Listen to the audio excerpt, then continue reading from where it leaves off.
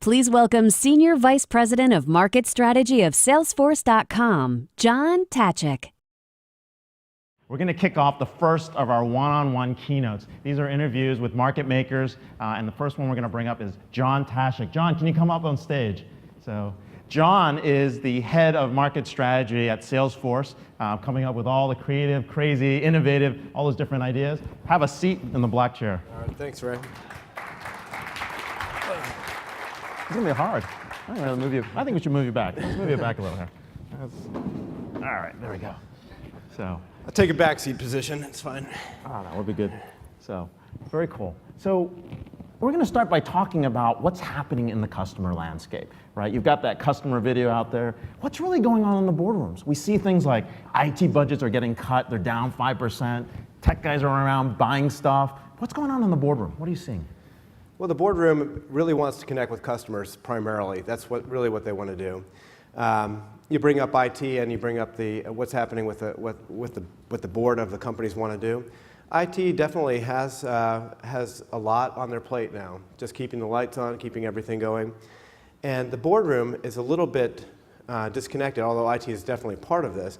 The boardroom wants to prevent customers from attriting or getting more value out of the customers. And that's also disconnected with what's happening in the general landscape. There's so much liquidity in a consumer's relationship with a brand that a customer feels free that they can go to any other product that they need to, or any other company they need to. There's less brand loyalty now. And the boardroom sees that, and they want to stop that from happening. But to do that, they actually have to free the customer. They have to free the customer, enable the customer to be more empowered. But it sounds counterintuitive. Are they able to do that? Right? I mean, they're telling people to let them go, send them free. That's right. It is counterintuitive, and not every company is going to get it. But we feel like we want to definitely help those customers get to be more of a customer company, as you saw in the video. We help explain this transformation that's happening.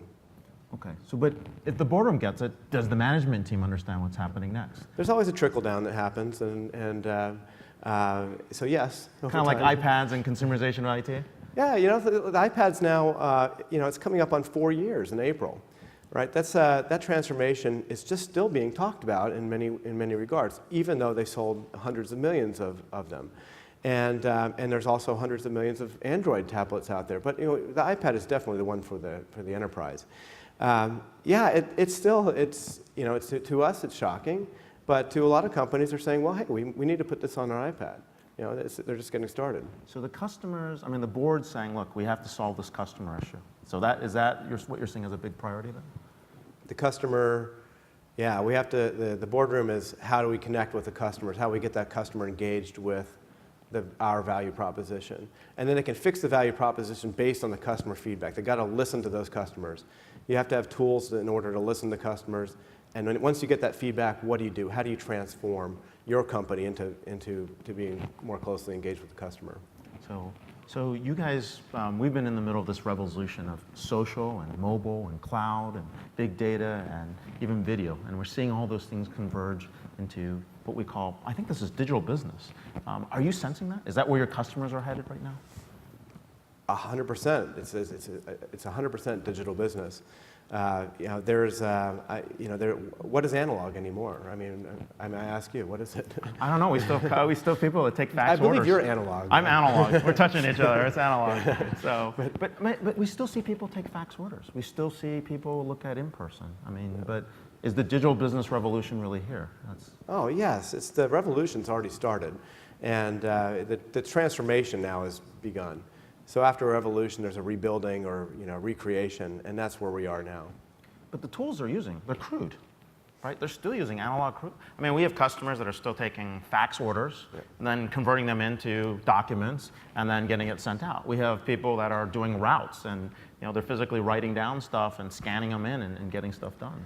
Yeah, well, you laid that out for us one time, Ray, where there's leading companies, there's cautious adopters, and then there's laggards, and there's probably something even behind laggards that uses fax. But there's political legislation out there. There's a fax company here. Sorry about that. There's no fax companies in the room, right? Believe it or not, my first company was a fax company. Oh, that's right. The fax publishing. But I mean, really, there are people behind the laggards that are still using that.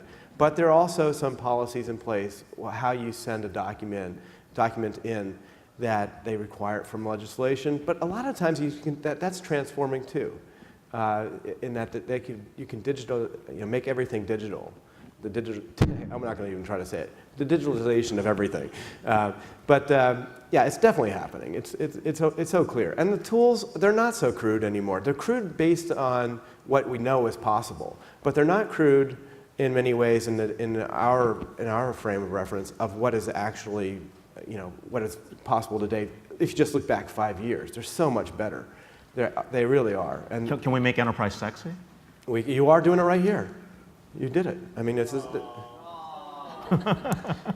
well, That's the customer experience table, I see. I mean, this is really interesting. And we talk about conferences and things like that. You go to a Gartner conference or symposium. It's very there's a lot of technology that's being discussed there. You go to Disrupt. It's a lot about consumerization. What's bringing it all together? I mean, it's happening. I think this is an early start for it. Okay. So you guys were early on social, way early on cloud. You guys are starting on mobile. What's happening on analytics? Right. What's happening in video? Are you going to get into that piece and that pillar of digital business? So for analytics, it's definitely very core to our being, and we want every person in a company to be able to use the analytics tools that were kind of locked up and shrouded in enclosures before, and a lot of times that's based on reporting, and a lot of times it's based on KPIs or dashboards, something that just enables people to get work done. But really, there's a lot of work being done on core analytics like that, and just to undo the sins of the past from the people who work at our company now. But analytics is real today in what we have with the marketing cloud, the Radiant 6 technology, where you can analyze consumer behavior at the sentiment level and looking at what companies are doing, what people are doing outside of your own business, and bringing that closer into your core of your company makes a big difference. And that's where analytics is really effective. So, video? Is that an area you guys would get Video, into? you saw video. Video is something that we're producing a lot of. And video, I think you mean from a video creation tool. That's, everything's exciting for us on video. Now, in your role, I mean, you're covering market strategy, competitive intelligence, you're thinking about where the company goes next. Let's take ourselves out of technology for a second. And what are the non-tech trends you're seeing? What are some of the larger business trends you think that are impacting how people are buying, what people are betting on in terms of priorities for their business in the next few years? Where are you seeing that shaping up? Well, even if you took it's so hard to take technology out. I mean, everything is technology. I mean, you could even say a railroad engine is technology. I mean, it really is. And it's happening in cars, and Tesla. It's happening everywhere. That technology is there. So it's really hard to just say, hey, no, that's not considered technology. But just from, if you just abstracted that away, the consumer is more empowered than ever. They have tools, they have things that they just didn't have before. And they have unlimited time and chunks of time that they can delegate to your company or another company. And that behavior is shifting companies to transform their brands, how they advertise, how they do everything. It's transforming media, how media is media. As you know, your app is a replacement for your website, right? The app for this event is a replacement for your website. That's a shift in media. That's somewhat a technology, but it's a big shift. Well, it's in between time, right? I mean, you get to look in, you get to check in, you can connect. I mean, you don't think you're logged in, but you are. Yeah. So that's a metaphor of consumerization. Yeah. Are there other consumerization trends you're seeing too that are kind of like that, where something happens, either it's an experience or even a demographic shift that you're seeing? Well, one of the things is that the bandwidth in general, we thought at one time might be a leveling of the playing field, but it has not been. We see the top countries becoming, more in the top countries as far as like the adoption of technology. And you can look at South Korea and say, well, they've invested a lot in infrastructure, and they've got some really great companies in South Korea now that are doing really well. But from consumer behavior, let's look at it a different way. If you look at digital should have no boundaries, all right? And the law tries to chase that. It tries to chase that and capture that, but it doesn't. The digital bits can go anywhere. And you can lock it down, but they still find their way into different places. And that's what the biggest trend that we see is. Okay. So technology's out, Genie bottle's out, consumerization's in play, and people are just doing whatever they need to do. Yeah, I guess they've always done that. They've done what they needed to do. But I think they're more excited about a lot of these things now, and with more empowerment. So what's working? What's working? Massive run-up, 10-year success in terms of evangelizing the cloud, evangelizing social, going down the customer side. What's next? Where does Salesforce go from here? You're behind a lot of those discussions. Yeah, so we started in it's 14 years ago now, and we've been public since 2004, and we've seen the trend. You see, we'll have 120,000 people at Dreamforce in a couple of weeks. There's a lot that we can do. I think there's a lot of companies that are partners, analysts, everyone's kind of coalescing around Dreamforce. And a lot of the themes around Dreamforce around much more about connecting with your customer in general, and try and say it's not any particular technology, it's how all your technologies work together, which makes it much more of a platform of approach toward technology in general. And still solving all the problems that everyone has that they need to, the core issues, but developing a much more open landscape for how we go to market. Let's take a test. How many folks are in the cloud? Raise your hands. Kind of curious. How many folks are using apps in the cloud? Raise them up high. All right, that's good. I did this at another customer conference. I won't explain who. There's literally 40 people out of 6,000 had their hands up. So I won't say who. So it's kind of scary. So, okay. Yeah. So we're talking about the art of the possible. That's the theme here. What are you guys doing to help customers get there? Really to push beyond. We've had a lot of different conversations about different customers, mutual customers, but what's there to push them out there? Take the CocaCola story. What's that with the vending machines, and how does that get connected to the customer? What are you doing there? Well, CocaCola is one of the top brands in the world. Number one or number two, according to whatever research you have read lately. And they want to connect with their customers, so they created this Freestyle Machine. And the Freestyle Machine is a machine where you can basically mix all your colas together, and they have an app that allows you to basically say, hey, I want to go to this Freestyle Machine. Here's my favorite raspberry. So I can find a Freestyle Machine, so I locate it down. Yeah. Okay. And do I interact with it with a device? You can, yeah. You can figure out what you want. Some of it's aspirational, what they want to do, and it's coming soon. And some of it's they can do now. You can go to that machine and figure out what your mix is, what your favorite mixes is. And then Coca-Cola learns your behavior, so they could actually change what their mix is. And they could come up with a raspberry ginger ale zero, whatever it is that you pick, because it's basically hundreds of flavors that you would have.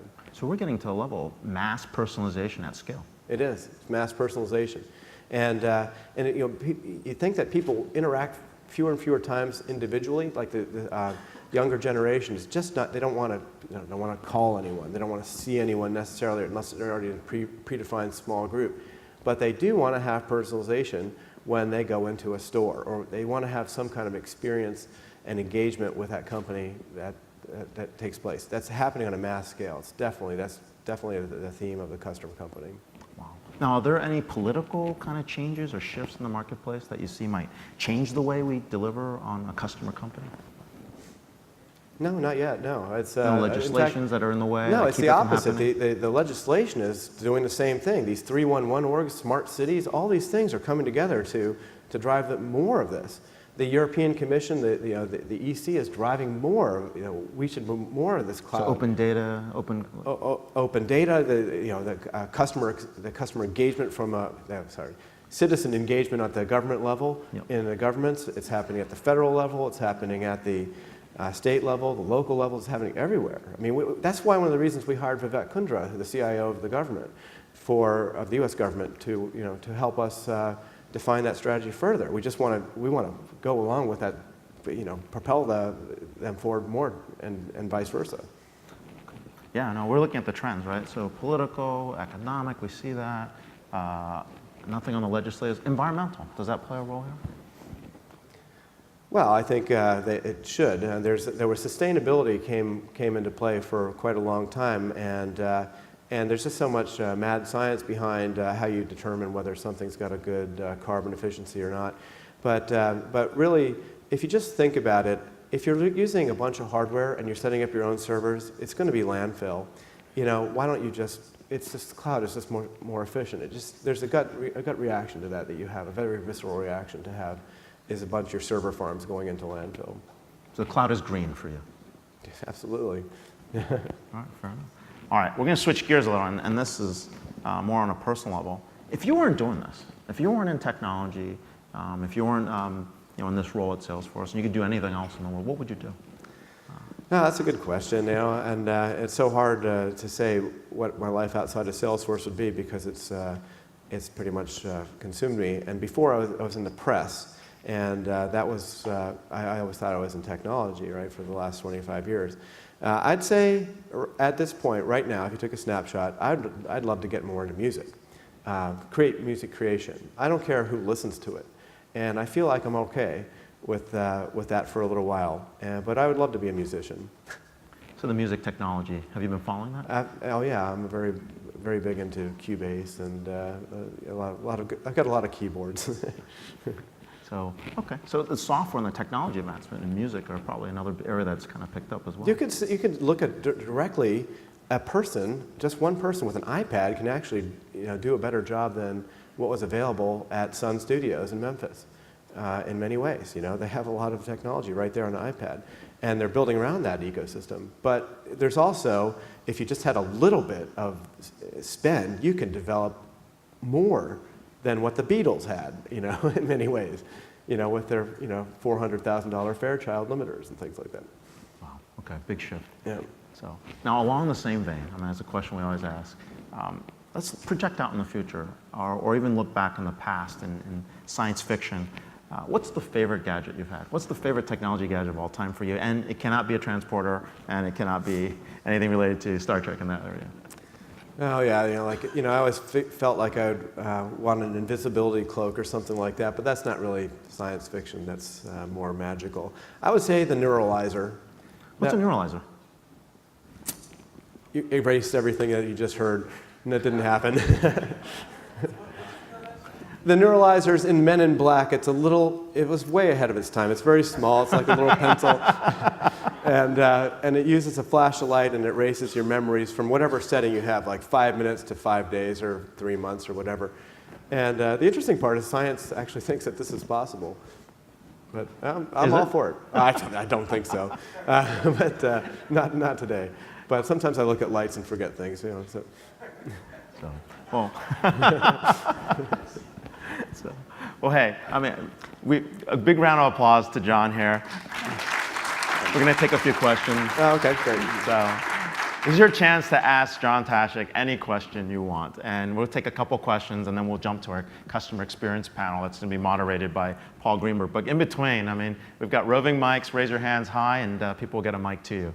So, a real question. Hey John, how are you? Alex Williams, TechCrunch. I'm just curious how you guys now perceive the future of task management. You guys decided to shutter do.com, and that task management still seems to be like an integral part of kind of a whole collaboration environment, which I see you guys engaging quite a bit. So I'm just curious where you see that going. Yeah, well, task management is inherently part of any part of CRM. It's just a normal part, and we see it as people take their phones and their smartphones, and that becomes the dashboard of their lives. So too the applications become kind of their dashboard to their lives. And you can see just by our efforts around our platform that you can do a lot of task management just through the Salesforce platform with simple, iconic icons on a device. And I think that will be our strategy, going forward, much more of a mobile task management. Yeah, exactly. It's you don't want to forget that you've done something, but I use a lot of task management solutions, and I've used them ever since Commence and Sidekick in the DOS days, and it takes me back, but really what I did with those is I thought about my whole day or my whole week, and then I wrote my tasks down. And it has to be much more in a collaborative and much more instant when you have to take care of a task. Question over there on the left. So do you consider Salesforce... Name, rank, serial number. Oh yeah, Greg Hicks, United Health Group. Do you consider your Salesforce.com and your entire business still as a disruptor, or maybe getting more to being disruptible? And if you're a disruptor, who are you disrupting today? And if you're disruptible, what's the technology, the market, or whatever else that's kind of in your mirror that you're kind of paying the most attention to? Yeah, well, any company that doesn't feel like they're disruptible, even if they're small, is going to be out of business. So we always feel that. And that kind of goes alongside the paranoid, only the paranoid survives, but it really is part of the core of Salesforce. And we are still a growth company. You can see how we invest all our revenue into growth. I mean, so it's definitely, we're still disrupting. Mostly what we're doing today is disrupting entropy. And entropy is, basically not just fax machines, but you're looking at the way people work in general with solid documents that are written over a period of time. And we want to get away from that. We want to get away from silo creation tools such as email. We want to do much more around how collaboration works and the institutional memory that it can provide. Great. We'll do one more question. Who do we have out there? All right, over there in the center. Name, rank. I'm Richard Milne from Life Technologies. You gave a big pitch in your video about you must become a customer-centric company. Talk to me about the difference between customer centricity and product leadership.